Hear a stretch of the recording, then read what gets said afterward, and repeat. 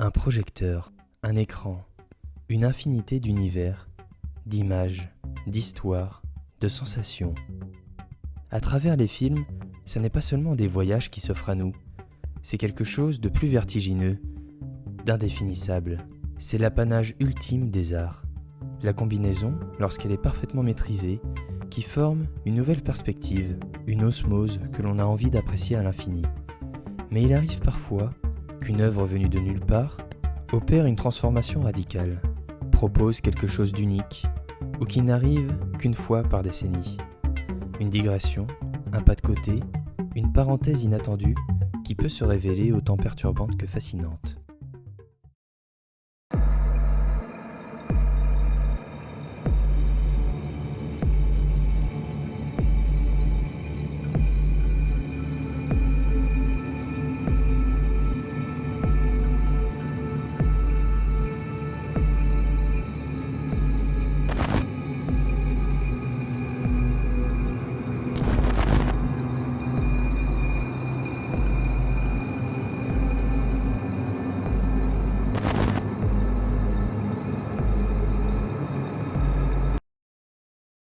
Un instant qui sort du cadre, des limites même de son objet, de son support.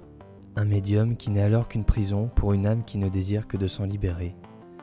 Dès lors, une chose de magique entre en scène, une illusion, un effet d'optique, une troublante vision, une digression hors du temps qui marque les esprits par sa nature même. Un jour, deux jeunes cinéastes, Daniel Myrick et Eduardo Sanchez, livrent un long métrage qui fait rapidement le tour des amateurs de cinéma indépendant. Présenté dans quelques festivals, le film passe surtout de main en main entre celles et ceux qui ont lu et entendu parler de cette chose peu commode. Le mythe du projet Blair Witch s'est avant tout construit autour du mystère qui entoure ce long métrage fantastique.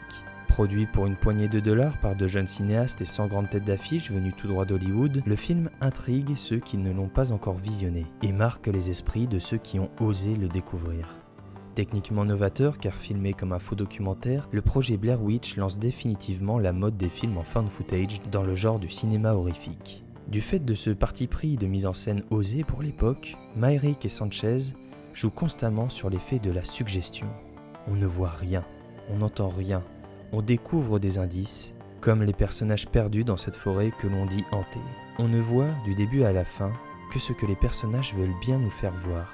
On est dépendant de ceci et de ce qu'ils nous montrent avec leur caméra. C'est alors une toute nouvelle porte qui s'ouvre dans la manière de conter des histoires au cinéma. Une porte inédite, un seuil interdit qui a été franchi sans marche arrière, comme les protagonistes de l'histoire, perdus.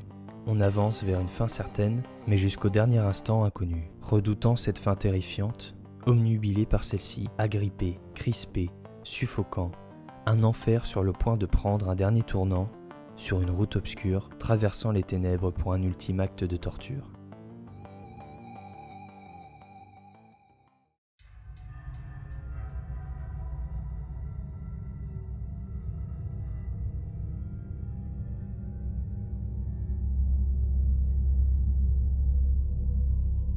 Le point d'orgue de cette expérience viscérale, qui semble maudite, hantée par ses propres fantômes et troublante de réalité, est lors de ce dernier acte, la tension jamais aussi palpable, le souffle coupé. On s'éprend de détourner une dernière fois le regard devant ce plan final. Culminant tout ce qui a été bâti jusque-là, on arrive enfin au sommet. Et quelle vue! Je dois vous avouer que ma première réaction n'était pas tant la stupéfaction, pour être honnête, mais plutôt un vague « tout ça pour ça ?» En dépit de cette première impression, cette fin a fomenté dans mon esprit, passé et repassé en boucle dans les méandres de ma conscience, et même dans mon inconscience. De plus en plus difficile de trouver le sommeil.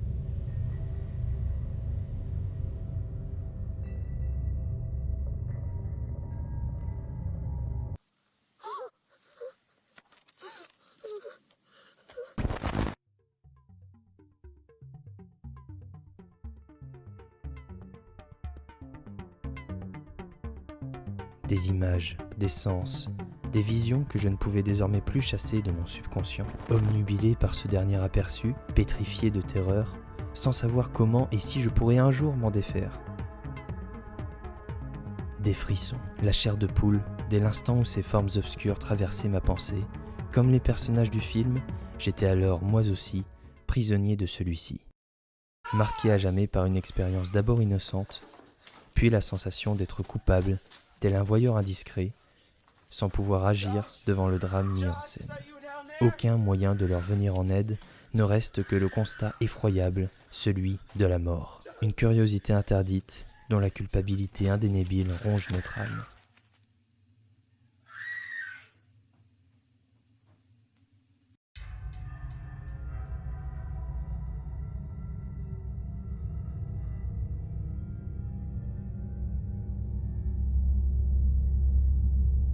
Qu'arrive-t-il lorsque le visionnage d'un film se transforme ainsi en péché ?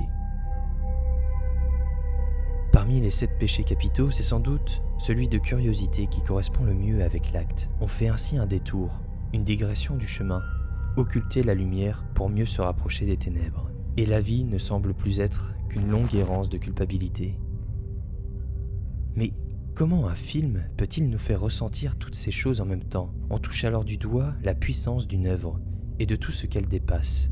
À l'instar de la nature du projet Blair Witch, son spectateur sort lui aussi du cadre et entreprend un voyage intime au cœur des limbes de l'esprit. Comme dans le film, le projet Blair Witch réduit les êtres à un unique instinct, celui de survivre avec le poids du mythe, celui de la légende de la sorcière de Blair.